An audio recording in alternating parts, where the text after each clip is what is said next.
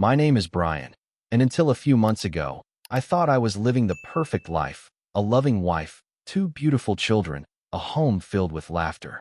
But everything changed the morning I walked into a stranger's house and found my world shattered in a single, silent moment. What started with a gut feeling led me down a path of betrayal, a wrecked marriage, and a truth more devastating than I ever imagined. If you think infidelity is the worst thing that can happen to a man, you haven't heard what came next. Let me tell you how it all began. Have you ever woken up in a place so unfamiliar, your mind needs a few moments to understand what reality you're in? That was me. Sitting in a stiff plastic chair beside a hospital bed, fluorescent lights humming above, and the soft, steady beeping of machines keeping rhythm with the shallowness of her breath. 3 feet away from me lay Laura, my wife, my supposed soulmate.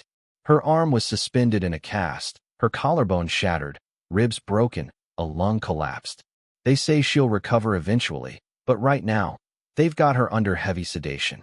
Looking at her like this, tubes snaking out of her mouth, her body wrapped in gauze and restraints, you'd think this would be the worst moment of my life. But it's not. The worst already happened hours before the wreck, when I walked into a stranger's bedroom and saw her sleeping in another man's arms. That moment, that was the true crash. We were both 34, high school sweethearts. We'd been through everything together, college, early career struggles, 2 beautiful kids. I never even considered another woman. Laura was it for me. We got married a year after college, and our son, Michael, was born the next spring. 3 years later, Emily came into our lives, and I was convinced we were the perfect family. But something shifted in the past few months. Subtle at first, less eye contact, fewer laughs, that phantom feeling of emotional distance. I thought it was just life piling up. Work stress, parenting fatigue, winter gloom. We were supposed to fly to Florida for a cruise yesterday. I thought maybe the trip would rekindle something between us. I had no idea our marriage had already died, and I'd been sleeping next to its ghost. That morning started like any other. The kids were at my parents' house, thank God. They had spent the night so Laura and I could pack and rest before our flight. But Laura decided she wanted to go out with her best friend Rachel for drinks. I didn't like it. A snowstorm was coming in, and I begged her not to drive. She promised they'd just have a couple drinks at Rachel's and crash there. I went to bed, assuming she was safe. I woke around 5 a.m. and looked outside. Snow was coming down heavier than expected. Her car wasn't in the driveway. I sent her a text, "Don't drive. Snow's too deep. I'm coming to get you." I grabbed my coat and headed to Rachel's. The message never got read. Maybe that's what haunts me the most. That unread message feels like a crossroads where fate chose destruction instead of ignorance. Rachel's front door was unlocked. I stepped inside, calling out quietly. No answer. I didn't want to wake anyone unnecessarily, so I climbed the stairs to the guest bedroom. I'll never forget what I saw when I opened that door. The tangled mess of blankets, the shape of 2 bodies, the top of Laura's head resting on a shirtless man's chest. I felt like I had been punched in the gut by a freight train. My legs moved on their own. I remember yanking the covers off, seeing her startled eyes and the panic in her voice. I remember fists flying. Mine, his, maybe both. I don't remember much after that. Rachel, Laura, and the half-naked stranger pulled me away. I could have killed him. I almost did. And I wouldn't have regretted it. I gave Laura 5 minutes to get in my car or find her own way home. She was there in 3. I don't know if it was guilt, fear, or both. The snow kept falling as we drove. I couldn't even look at her. My hands were clenched around the steering wheel like I was trying to squeeze the betrayal out of my bones. But then fate finished what she started. Another car veered into our lane. We went through a guardrail. The SUV flipped, metal crunching, glass shattering, the world turning upside down in slow motion. I blacked out. When I came to, the airbags had deployed. My face was bleeding, but Laura was screaming, or trying to. She couldn't breathe. Her arm bent at a sickening angle. Blood soaked her sweater. I held her hand until the paramedics arrived. Now here we are. She sleeps in a hospital bed, wrapped in bandages. My phone's on airplane mode, and no one knows what really happened. Not the cheating, not the wreck inside me. I look at her face and wonder, how long had this been going on? How many lies had she fed me with that same mouth that kissed our kids goodnight? Was any of it ever real? And worst of all, I don't know if I want her to wake up. Because when she does, I'll have to face her. I'll have to choose between being the husband she destroyed or the man she tried to erase. And I honestly don't know who I am anymore. I sat in that hospital room for hours, listening to machines breathe for her. The silence was unbearable, louder than any scream, sharper than any insult. It wasn't the kind of silence that comes with peace or rest. It was the kind that suffocates, that holds your throat in its fist while it dares you to speak. I didn't say a word to Laura when she briefly woke up that night. Her eyes fluttered open, glassy and confused, her mouth moving without sound as the sedative still gripped her tightly. She looked at me like she didn't know whether I was her savior or her executioner. I just stood and walked out of the room. I sat in the hallway for what felt like forever.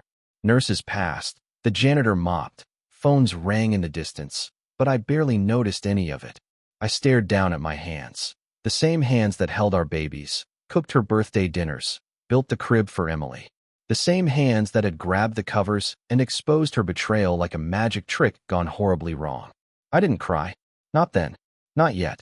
I felt too hollow, like someone had scooped out every organ inside me and left behind nothing but this quiet, sickening ache. I needed to do something, anything that gave me a sense of control. So I got in my car, still streaked with snow, still reeking of blood and airbags, and drove straight to her parents' house. I needed them to know. I needed someone, anyone, to share in this unbearable truth.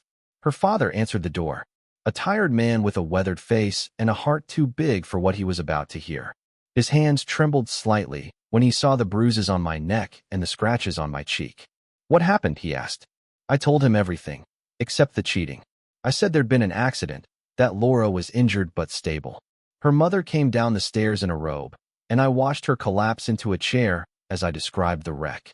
Only then, after the tears had started to dry, did I tell them the rest.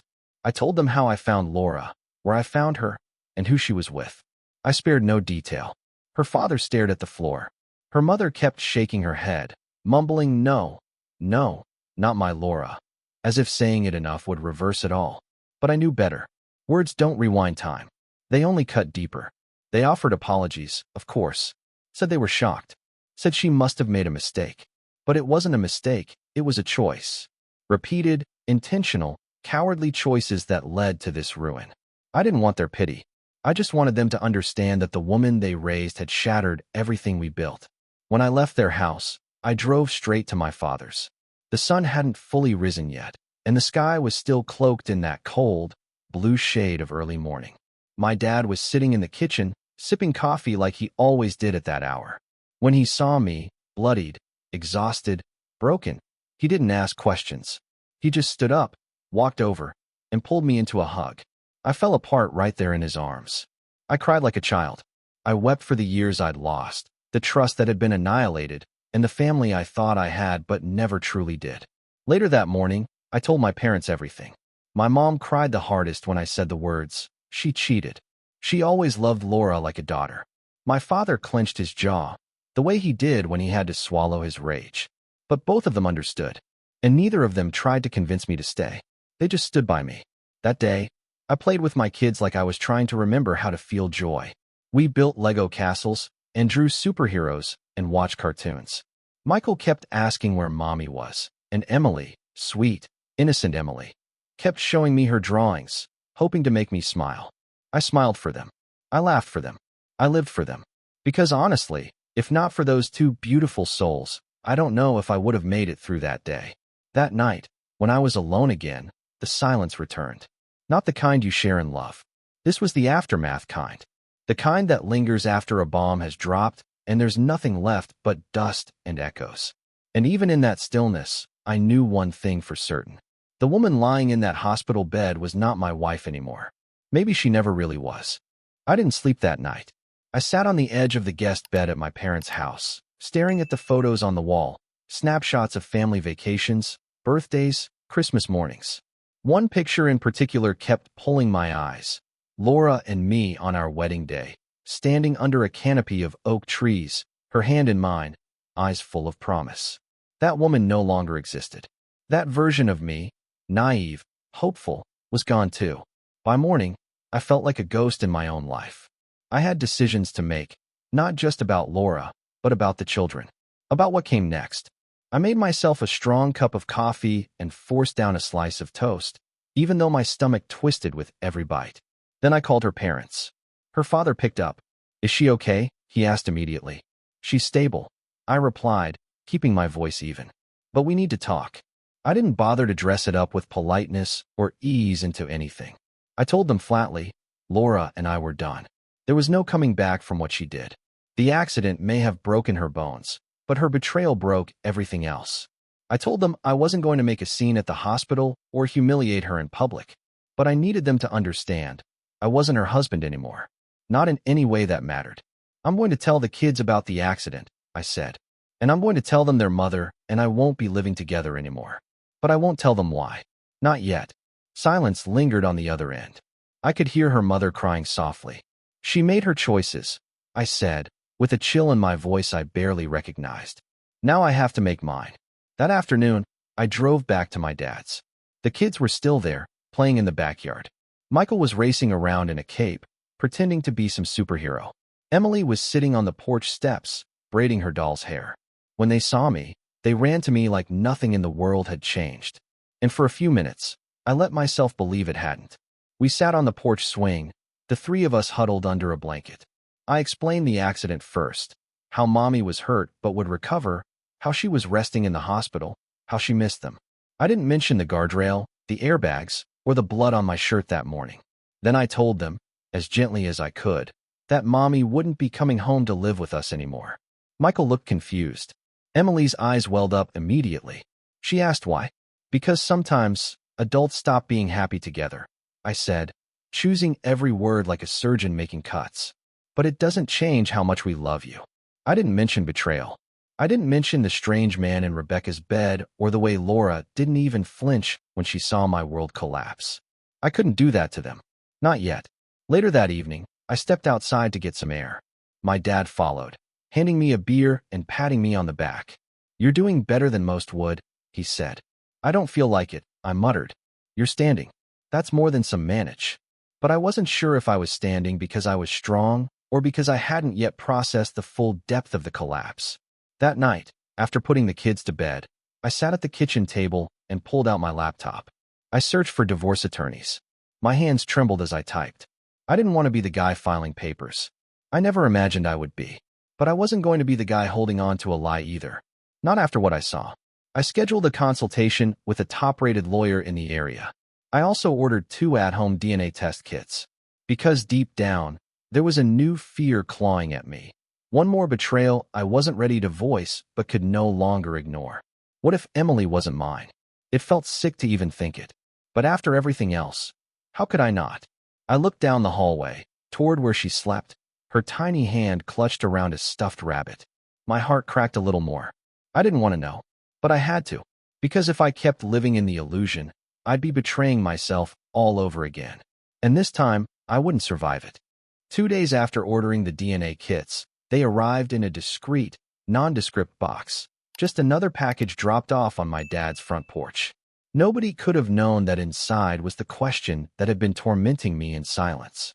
I waited until the kids were at school to open it. My hands were shaking as I broke the seal. Swabbing the inside of my cheek was easy. Doing it for Michael was straightforward. But when it came time for Emily, my body went cold. She looked up at me with those same warm brown eyes that I'd seen 1,000 times, curled in my lap like always, trusting me completely. I told her it was just a fun little science game, and she giggled, always up for anything. But inside, I was dying.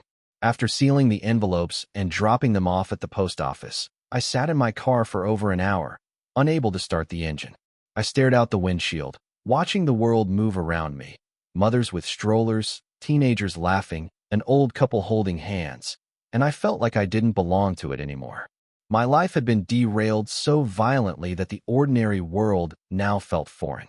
The next day, I returned to work. People smiled and nodded. Some asked about the cruise. I smiled and lied. Said we rescheduled. Said Laura caught the flu. Said the kids were staying with her parents while she recovered. Lies came easier now. They had to. The truth was too heavy to carry into fluorescent-lit hallways and office cubicles. Around 11:37 a.m., my phone buzzed. 2 emails. The subject lines, DNA results. Michael and DNA results, Emily. My chest tightened. I clicked Michael's first. My breath hitched when I saw it. Probability of paternity, 99.99%. He was mine. My boy. My son. Relief washed over me like rain on scorched earth. But that feeling lasted less than a heartbeat. Because the second email was still waiting. My fingers hovered over the screen, frozen. When I finally clicked it open, the result hit me like a gut punch from hell. Probability of paternity, 0%. I read it again and again, hoping it was a mistake. That maybe they'd swapped the names. That somehow there was a glitch in the system. But there wasn't. Emily, my baby girl, my little firecracker who painted my fingernails pink, who called me her hero, who ran to me every time she had a bad dream, wasn't mine. The phone slipped from my hand and hit the passenger seat. My body trembled as the truth detonated inside me. I pulled out of the parking lot without telling a soul and drove aimlessly, not even knowing where I was headed. Eventually, I ended up in an empty church parking lot. I sat there, hunched over the steering wheel, crying harder than I ever had in my life. Deep, guttural sobs that tore out of me with no warning. I didn't care if anyone saw. Let them stare. Let them ask questions. I didn't have answers anymore. She wasn't mine. And the woman who had sworn to love me, who had made vows in front of God, who had laid beside me for years, who had handed me that child and called her ours, had stolen the very foundation of my life. I texted screenshots of the results to my lawyer. Within seconds, she called me, her voice urgent but calm. "Where are you, Brian?" "Work." I choked out, though I wasn't. "Stay there. I'll send someone to get you." I was still dry heaving on the curb when the paralegal arrived. She helped me into her car and drove me straight to the firm. I sat in the waiting room like a broken toy, unable to speak. My attorney, Vanessa, didn't waste time. She talked to me like I was hanging off a ledge, and in many ways, I was. "We need to retest. Confirm everything at a certified lab. I'll arrange it." I nodded. It didn't feel real. None of it did. I couldn't even picture Laura's face without wanting to scream. The betrayal had expanded into something monstrous, beyond infidelity. This wasn't just cheating. This was deception at a genetic level. We scheduled the second round of tests. This time at a professional clinic, under controlled conditions. No room for error, no doubt.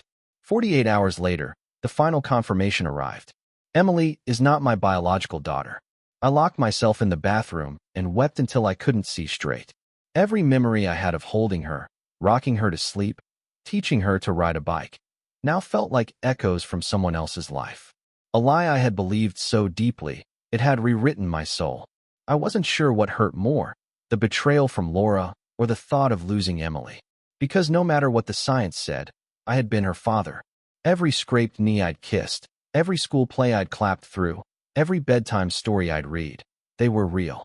They were mine. And I wasn't ready to let her go. But how could I stay? What was I supposed to do now, knowing she was never really mine to begin with? That night, I sat alone in the dark, staring at an old photo of us. Me, Michael, and Emily, sitting on the living room floor, laughing with a giant fort made of couch cushions behind us. We looked like the perfect family. But now I knew. It was only a picture. A moment suspended in a lie. And somehow, I had to find a way to survive the truth. After the second paternity result came back, confirming beyond any doubt that Emily wasn't mine, I entered a kind of emotional paralysis. The kind where everything keeps moving, but you don't. You sit perfectly still while the world turns, and you try to act like you're okay even though your soul's bleeding out beneath the surface. I couldn't bring myself to tell Emily. Not yet. Not while she was still running into my arms, calling me daddy like nothing had changed. I had to carry the weight alone. For now, Vanessa, my lawyer, was quick to act. She started drafting the paperwork to remove my name from Emily's birth certificate. That alone shattered me. It felt like chiseling my own name off her life, as if I had never existed. But we needed to do it legally, especially with the divorce underway. Laura still hadn't reached out. Not once. Not even a text asking if I was okay, or how the kids were. That silence told me everything I needed to know about her guilt, or maybe her cowardice. Either way, it was deafening. I avoided seeing her at all costs, but one afternoon, I drove to her parents' house unannounced. I didn't knock right away. I sat in my truck, engine off, hands on the wheel, staring at the front door like it was the gate to hell. Finally, I got out. Her father answered. He looked older, like the shame of what his daughter had done had carved new lines into his face. He stepped aside without a word, and I walked in. Laura was in the living room, her arm in a sling, bruises still fading on her cheek. Her body bore the marks of the crash, but her betrayal had wounded me in a way no accident ever could. She stood when she saw me. "Brian." I cut her off. "Don't." Her eyes welled up, but I couldn't trust anything about her anymore, not even her tears. "I want to talk," she said quietly. "I bet you do," I replied, stepping closer. "But before that, answer me one question. Who is Emily's father?" She flinched, then looked down. "I don't know. Don't lie to me." "I'm not," she said, her voice cracking. "I really don't know. It could be one of, maybe 3 people." That sentence nearly knocked the breath out of me. 3 people? She didn't even try to hide it anymore. The woman I'd once cherished, the mother of my children, or so I thought, was standing in front of me like a stranger. A stranger with no shame. "When?" I demanded. "When did all of this start? How long have you been lying to me?" She looked away. "After Michael was born. I got depressed. Rebecca convinced me to go out, just to clear my head. That's when it started." "Don't you dare blame Rebecca," I snapped. "You're the one who spread your legs. Not her." She flinched again, but I didn't care. My heart was a battlefield, and she was the one who lit the fuse. "I was lonely," she whispered. "And I was working 12-hour days to provide for you and our newborn. You weren't alone, Laura. You were loved. But you were selfish." Silence. I stepped back, running my hand through my hair. "Do you even feel anything for what you did?" She looked at me, tears now flowing freely. "I feel everything. Guilt, shame, regret. But I didn't want to lose you, Brian. That's why I never told you." "Then why didn't you stop?" She had no answer. Just more tears. I walked to the door. My hands were trembling, my heart was thudding, but I had to get out of there before I said something I couldn't take back. As I opened the door, I turned to her one last time. "You didn't just betray me. You stole my daughter from me. You took 6 years of my life and built them on a lie. And now I'm the one left picking up the pieces while you hide behind your tears." I left without looking back. That night, I told my lawyer to file the motion to begin formal adoption proceedings after the divorce was finalized. Yes, I was removing my name from Emily's birth certificate. But if, after the dust settled, I still looked at her and saw my daughter, then I'd choose her again. This time legally. This time honestly. But right now, I couldn't think clearly. I couldn't feel anything but pain. I returned home to Michael and Emily playing in the living room. When Emily saw me, she ran over and threw her arms around my waist. I hugged her back, fiercely. "Daddy," she said softly. "Are you okay?" I didn't speak. I just held her tighter, burying my face in her hair. She smelled like bubblegum shampoo and crayons. My little girl. At least, the little girl I thought was mine. And even in that moment, where nothing made sense and everything was crumbling, I knew I wasn't ready to let her go. Not yet. Maybe not ever. It was a Thursday morning when the final DNA results arrived. I had taken Emily to a professional lab 2 days prior to rule out any possibility of a mix-up from the first test. Deep down, I think I still held on to some foolish hope, some prayer that science had gotten it wrong and that Emily was mine after all. But science doesn't lie. People do. I sat in my truck outside the office, holding the envelope in my hands like it contained the remains of my life. I was sweating, my chest tight, and my hands trembling. My mind raced through every memory with her, every drawing she brought me, every bedtime story, every whispered, "I love you, Daddy." Then I opened it. 3 words. Paternity not established. I sat there frozen. I couldn't move, couldn't breathe. My vision blurred as the weight of those words crashed into me like a freight train. She wasn't mine. Again, there was no mistake, no miracle, just cold, brutal truth. I broke down in that parking lot. Full-grown man, sobbing like a child. I punched the steering wheel, screamed into the silence, begged the universe to undo it. But nothing changed. Emily wasn't mine, and I had to live with it. I sent the results to Vanessa, my lawyer, and not 2 minutes later, she called me. Her voice was calm, firm, she'd dealt with worse. She asked where I was. I told her. She said to stay put, and that someone from the firm would come get me. I don't even remember getting into the paralegal's car. I just remember staring at the dashboard the entire ride back to the law office, like it might hold some answer that would make this all make sense. But it didn't. Nothing did. Vanessa ushered me into her office and closed the door. "I'm so sorry, Brian," she said. "We'll handle this. All of it." She told me we needed to schedule a confrontation with Laura. A face-to-face meeting. Not about revenge, not about punishment, yet, but to get her to speak the truth. At least once in her life. I hesitated. I didn't know if I could look at her and not break apart. But something inside me, a piece of whatever was left, said I needed to hear it. From her mouth. So we made the call. Laura agreed to meet. No lawyer. Just her, Vanessa, and me. I showed up early and waited in that conference room like it was a courtroom. I was pacing, clenching my fists, practicing the words I would say, and dreading the ones I might hear. When Laura walked in, she looked different. Not just the casts or the bruises, something in her eyes. She didn't carry the arrogance I remembered. She looked like someone who had finally begun to realize the scope of what she'd done. Vanessa asked if she was okay with us recording the conversation. Laura nodded. Then I asked the one question I couldn't let go. Who was Emily's father? Her lips parted, then closed again. She looked down. I don't know, she whispered. The room went silent. I stared at her, waiting for more. Waiting for honesty. Clarity. Something. I wasn't keeping track, she said finally. There were too many. I felt like vomiting. Like my soul had just been carved out and dropped on the floor. I asked her how long it had gone on. When it started. Why?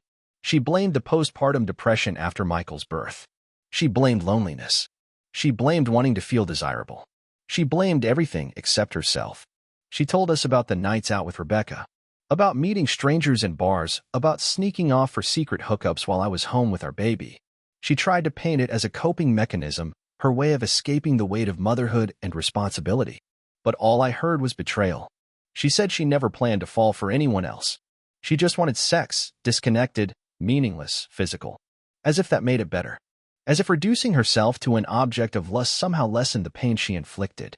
Then came the final knife. I thought Emily was yours, she said, wiping her eyes. I never wanted to take anything from you. I leaned in and looked her dead in the eyes. You didn't take her from me. You never gave her to me. And with that, I stood up. Laura started sobbing. Vanessa handed her a tissue, but I didn't move. I couldn't comfort her. I couldn't feel anything but rage, sadness, and betrayal all braided together inside my chest like barbed wire. Outside, I sat in my car for over an hour, staring into nothing. I couldn't go home. Not yet. Not with this new wound still fresh and bleeding. Emily was waiting. My daughter. My not daughter. I had a choice to make. The kind of choice that would shape the rest of both our lives. And somehow, in the midst of the pain, I knew I would still fight for her. Because she didn't choose any of this. Neither of us did. We were just two victims, stranded in the wreckage of Laura's lies. And no matter what the paperwork said, part of me would always be her dad. Even if the world tried to say otherwise. I didn't sleep that night. Not even a minute. I lay on the couch, staring at the ceiling, hearing every tick of the wall clock like a countdown to the next moment I'd have to face this mess. My chest felt hollow, like some invisible hand had reached inside and scooped out my soul. Emily wasn't mine. But the memory of her eyes lighting up when she saw me, the way she threw her arms around my neck after school, how she'd call me daddy when she wanted something. Those things weren't lies. They weren't mistakes. They were real. She was real. That morning, I dropped Michael and Emily off at school like nothing was wrong. I smiled. I waved. I told them I loved them. I watched her skip toward the front steps with her backpack bouncing behind her, and I felt my heart break all over again. Later that day, Vanessa called with news. The motion to remove my name from Emily's birth certificate had been approved. As far as the state was concerned, she and I were now strangers. No ties. No obligations. No rights. I should have felt relieved. Instead, it felt like grieving a death. But not hers, mine. The version of me who believed in forever, who trusted blindly, who thought love was enough. That man had been buried weeks ago, but this was the funeral. I spent the evening reviewing paperwork for the adoption petition. Yes, I was filing to adopt the very child I'd just been declared unrelated to. And yes, I knew how twisted that sounded to anyone who didn't know our story. But I knew. Emily had no idea any of this was happening behind the scenes, and I wanted to keep it that way for as long as I could. She didn't deserve to carry the weight of her mother's betrayal. Not now. Maybe not ever. The following weekend, the kids came home from Laura's parents' house. I waited by the window like a nervous wreck. When Jessica, the paralegal, pulled into the driveway, I went out to greet them. And there she was, Emily, beaming at me from the back seat, like nothing had changed. As soon as I opened the door, she reached for me. Daddy. I scooped her into my arms, and the moment she wrapped herself around my neck, I lost it. Not visibly. God, no, not in front of her, but inside, I shattered. Again, Michael ran up too, and I hugged them both. I didn't speak for a while. I didn't need to. Just being close to them was enough. That evening, we played board games. We made silly pizza faces for dinner. We danced in the living room like fools. I laughed, truly laughed, for the first time in weeks. But every smile, every joyful shriek from Emily, stabbed me with guilt and confusion. After I tucked them in, I stood outside Emily's door and listened to her soft breathing. My hand rested on the doorknob for a while before I finally opened it and stepped inside. She stirred and sat up. Daddy, she mumbled. I'm here, sweetheart. She held out her arms. I sat on the edge of her bed, and she curled into my chest like she always had. I stroked her hair, and for a moment, it felt like the world was still whole. Then she whispered, Mommy said you don't love her anymore. I froze. I didn't want to lie, but I didn't want to hurt her either. Sometimes, grown-ups stop loving each other the way they used to, I said gently. But I will always love you. That will never, ever change. She nodded sleepily, but her next words hit me like a bullet. Mommy said she wants to come back and live with us. I swallowed hard. She's going to live at Grandma and Grandpa's for a while, okay? This house is going to be just you, Michael, and me. Her little hands gripped my shirt. Will you ever stop loving me? No, Emily. Never. Not today. Not tomorrow. Not even when you're old and taller than me. She giggled, then yawned. Okay, Daddy. I stayed until she fell asleep. Then I went downstairs, pulled out the adoption forms, and signed the bottom line with tears streaming down my face. This wasn't just about biology. This was about commitment. About love. About showing her that no matter what lies she was born into, she was still wanted. Still chosen. I was going to fight to adopt Emily, not because I had to, but because I wanted to. Because I couldn't bear the thought of her growing up feeling like a mistake. She wasn't a mistake. She was a casualty of her mother's selfishness. But she would not become its victim. Not on my watch. Even if it cost me everything, I'd make sure Emily never doubted she had a father who chose her, twice. The day I walked into the courtroom to finalize Emily's adoption, my heart was pounding so hard I could feel it in my throat. Everything I'd been through, Laura's betrayal, the DNA results, the pain of losing the illusion of my marriage, it all led to this moment. And despite the wreckage behind me, I felt steady, purposeful. Michael was at school. Emily was at home with my mom. She didn't even know yet what today meant. That I was standing before a judge to reclaim her, not as a legal obligation, but as a father making a conscious choice. This wasn't about obligation. This was love, forged in the fire of the worst days of my life. The judge looked through the documents carefully. She asked a few procedural questions, glanced up at me with a level of sympathy only people who'd read the whole case file could show. I remember her exact words when she signed the order. This is a rare kind of strength. This is what it means to be a parent. I thanked her, walked out of that courthouse, and sat in my car with the papers in my lap. I didn't cry, not right away. I just stared at the signature, the official seal. The moment hit me like a delayed wave. She's mine, not by blood, but by every other measure that matters. I picked up Emily that afternoon from school. She ran toward me, her backpack flapping, her pigtails bouncing. I scooped her up into my arms and held her tighter than I ever had. She giggled, unaware that her world had just been legally anchored. That night, I told her. I sat her down in the living room, pulled out the big white envelope, and showed her the certificate. She squinted. What is it? I smiled. It's proof. Proof that I'm your dad, forever and always, no matter what. Her eyes widened. You weren't my daddy before? I felt the air catch in my lungs. I chose my words carefully. I've always been your daddy in my heart. But now it's official. The judge said so. She looked at me for a moment, her expression unreadable. Then, she launched herself into my chest and whispered, You're the only daddy I want. And that was the moment I knew I'd done the right thing. In the weeks that followed, I settled into my new life, not as a husband, but as a single father. The court granted me primary custody of both Michael and Emily. Laura, surprisingly, didn't contest it. Her injuries, her emotional instability, and the mountain of evidence against her left her little choice. She moved in with her parents. Her contact with the kids became scheduled, supervised, and limited. And honestly, she faded into the background of our lives faster than I expected. There were still tough days. I'd wake up sometimes and forget that I was no longer married. Then I'd see the empty side of the bed, and the truth would hit all over again. But each day, it got a little easier to breathe.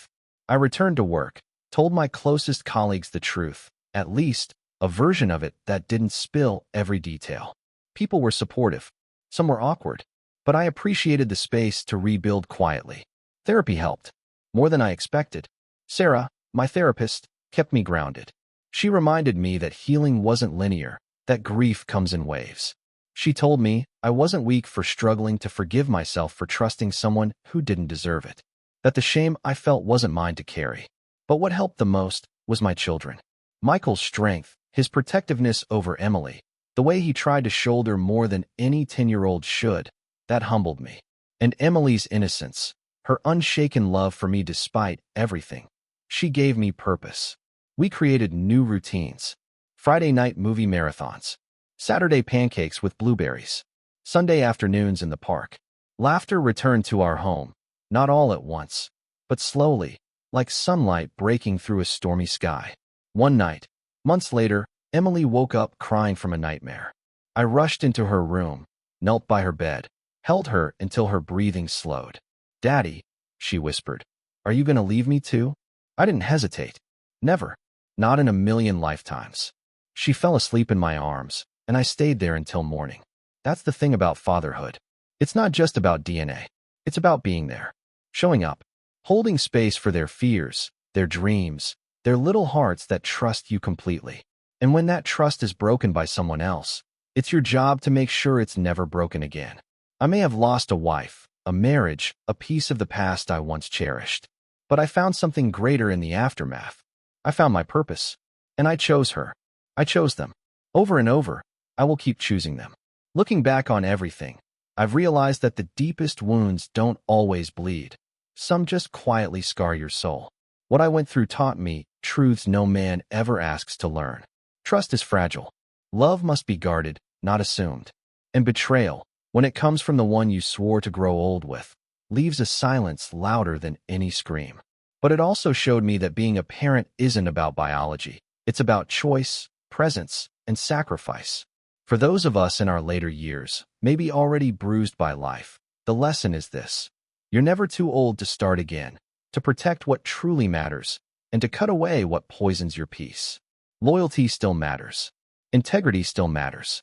And family, real family, is the one you fight for, not the one you're forced into by circumstance. Don't let the mistakes of others define your future. Stand for your worth. Speak your truth, no matter how late in life it arrives. And above all, remember, when everything around you falls apart, you still get to choose who you become in the end. I chose to be a father. I chose love over resentment. And I live in that choice every single day.